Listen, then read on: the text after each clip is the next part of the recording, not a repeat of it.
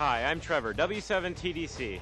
And I'm Sarah, K3000. Welcome to another edition of ICOM Radio News. We're here at Dayton, Ohio for Hamvention. There's so much to do and see here, it's really a bit overwhelming. I know. Thank goodness we have a producer this year to keep it all organized. Yeah, where is Molly anyway? Guys! Hey guys! It's crazy hectic today. I hope you ate your Wheaties.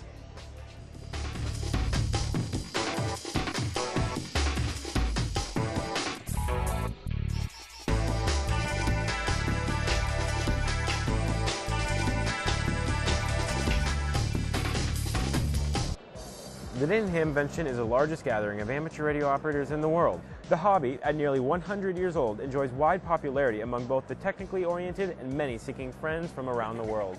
Ham radio is fun for the young and old. I think ham radio's got a fantastic future. You have friends everywhere, and they are the greatest guys and gals in the world. I'm from Aruba, actually. I was actually born and raised there. Every place you go, you have a friend.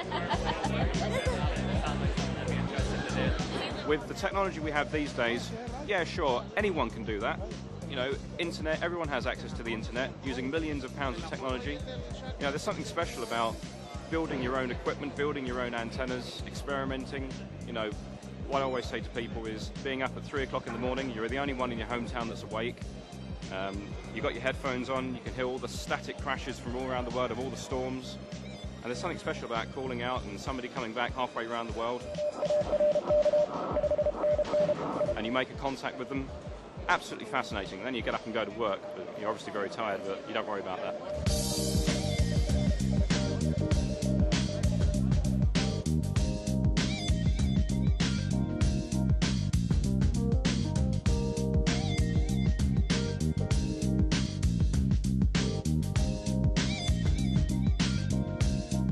At Dayton, we'll hear from the contesters, DXers, rag chewers, emergency groups, and all the diverse interests the hobby offers. Now we wanted to experiment a little bit with the range of our 802.11b, and we mixed a little bit of ham radio with today's leading technology in the computers.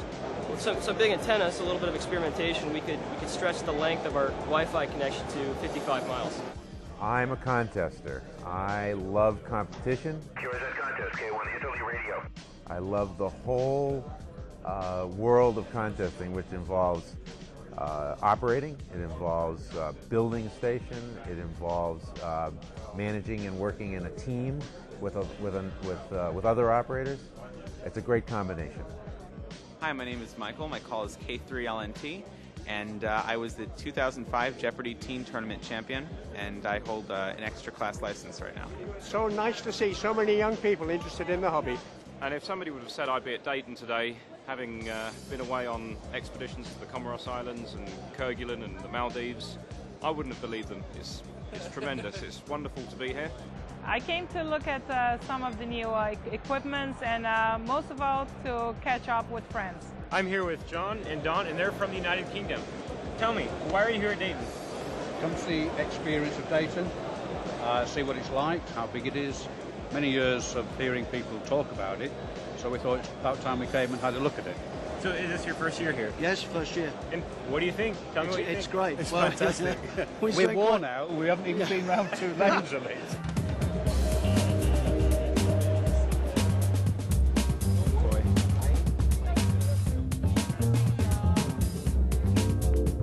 My name is John, and my call sign is Kilowatt Bravo 3 Juliet Uniform Kilowatt.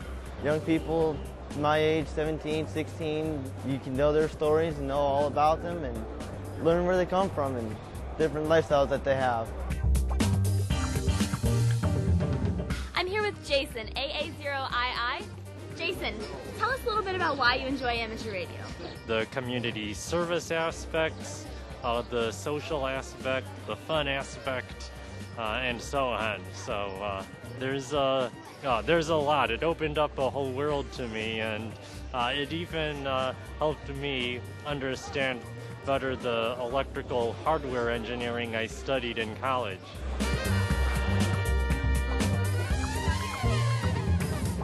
Amateur radio, bringing families together for 100 years. There's a lot of outside interests like internet and gaming and things like that that take the kids' interest, and we need to work real hard to get them involved in ham radio. What did you enjoy the most about being at this event this weekend? Spending time with my father and also doing the ADRF, which is the fox hunting. Rosalie, can you tell me how you got involved with amateur radio? Well, I was in college, and the guy I was dating was a ham. He set up his radio, and there was a CW contact. This was in Indiana, and the contact was with St. Louis. And I said, wow, this is really cool. And he said, well, don't get too excited about it because you have to learn Morse code. Well, to me, that meant I couldn't learn Morse code. And so to prove him wrong, I learned Morse code, and I got my license.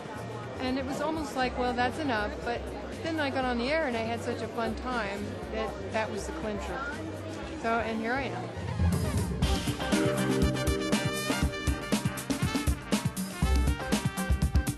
Are you involved in HF communications, DXing, rag chewing? What do you like the most? Well, I like CWHF. Oh, great. Most, but I'm still looking for my first DX. I just got my license like 1 month ago. So. Oh, great. I started to do ham radio in 1969 when I was 14. New country, new contesting, and teaching new generation. This is obligation of each amateur radio. Radio amateurism has no boundaries, has no frontiers. You can communicate with the whole world, and everybody's your friend. I started when I was 12 years old. I passed my extra when I was 14, and I have been hooked on radio ever since. My name is Masa Ebisawa. And JA1 Delta Mike. It is better to guide those young people. It's to talk by amateur radio. It's the space station.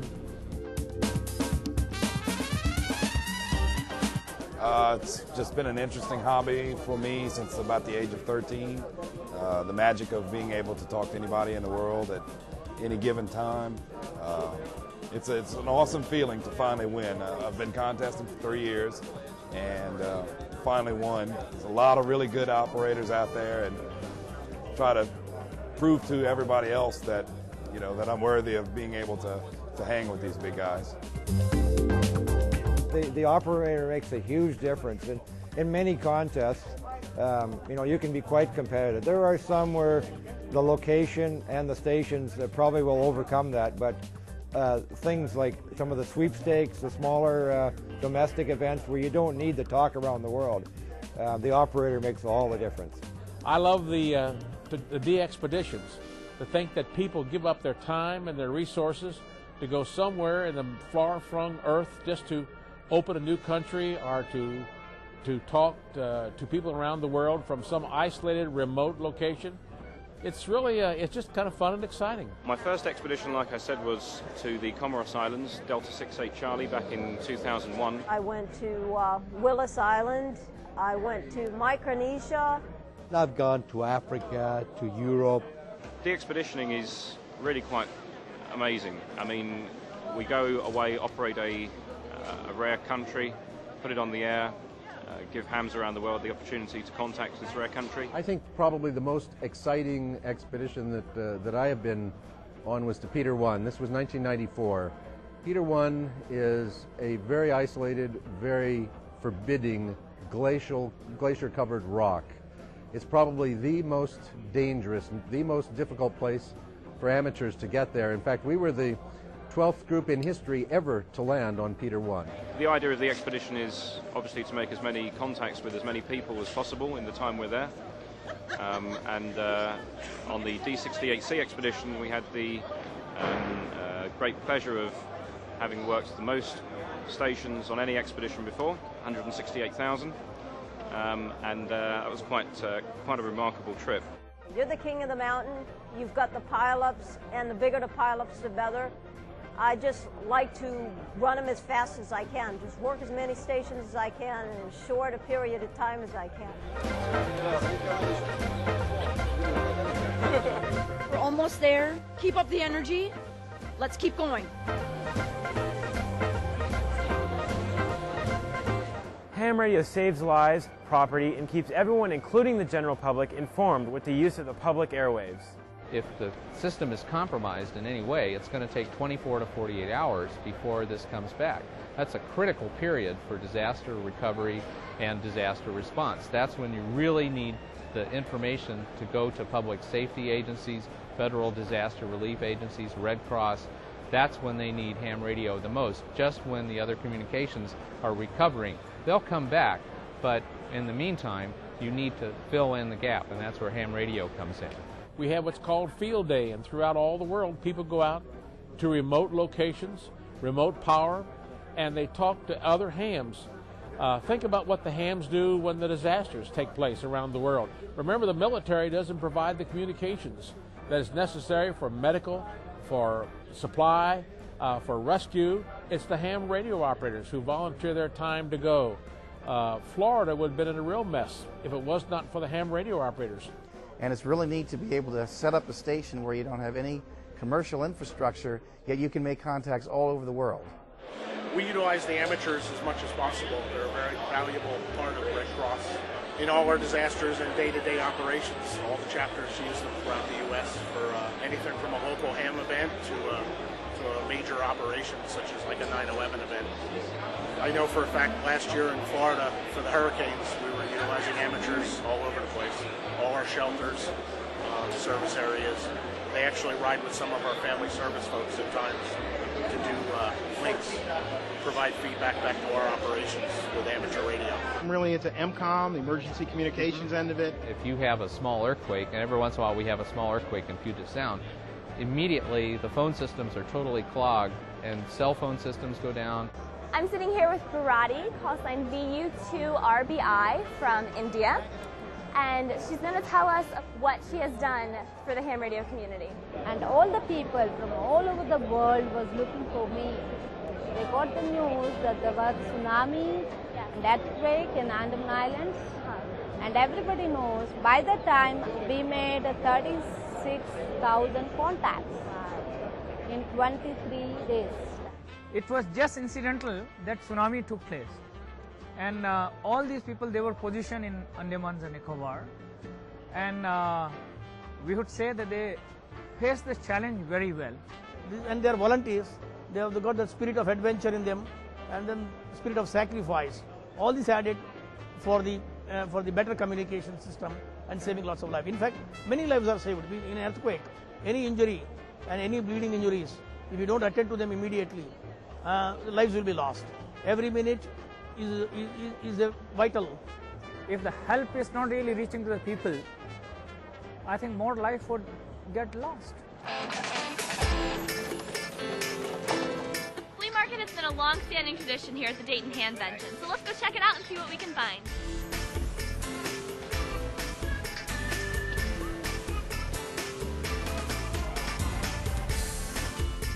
Can we interest you in some items? No ham should come to Dayton without being equipped with a pair of firefighting pants.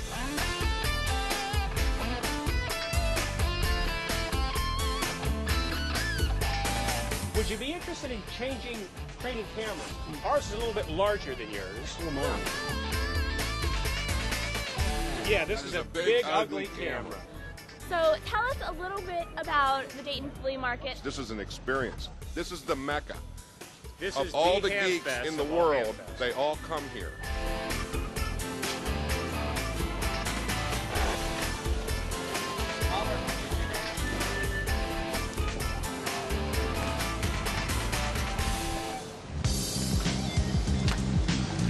Now let's check out a new exciting product introduction from ICOM, the IC7000. Thank you very much, everybody.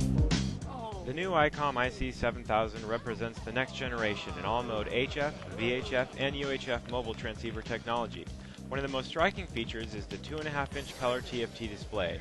With its 2-mode spectrum scope, bright display for easy recognition, and ability to display VHF TV in the NTSC format puts the new IC7000 in a league of its own.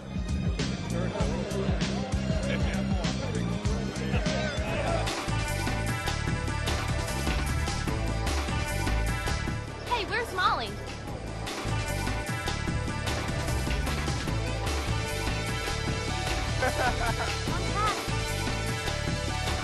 On behalf of the Dayton Amateur Radio Association, I'd like to thank all of the vendors, all the exhibitors, all the flea marketers, and the attendees for attending the 2005 Dayton Hamvention.